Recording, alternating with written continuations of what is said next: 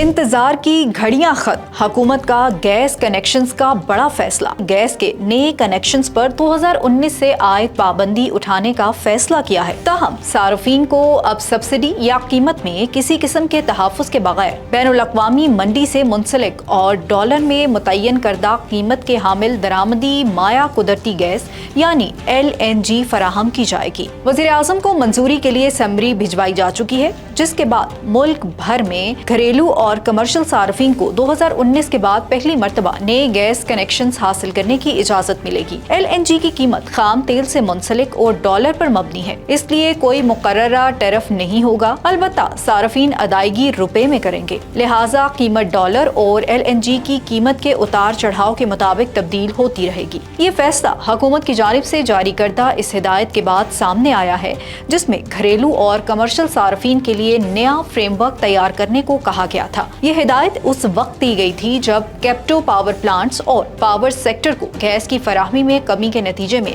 इजाफी gas दस्तयाब हुई। हुकाम के मुताबिक अब नेटवर्क में नुकसानात पर काबू पा लिया गया है और कुछ मुकामी गैस फील्ड्स की बंदिश इजाफी गुंजाइश हासिल होगी, जिसके तहत नए सार्फिन को LNG निजाम के तहत गैस फराहम की जाएगी। मुकामी पैदावार में मुसलसल कमी और दरामदी LNG पर बढ़ते हुए इन्हिसार के बाइस अब हुकूमत इस रुझान को घरेलू बिलिंग में बाकायदा शक्ल देने जा रही है, जिसका बोझ अब रियासत के बजाय सार्फिन पर मुंतकिल होगा। अपडेट्स के लिए देखते रहिए VNews.pk।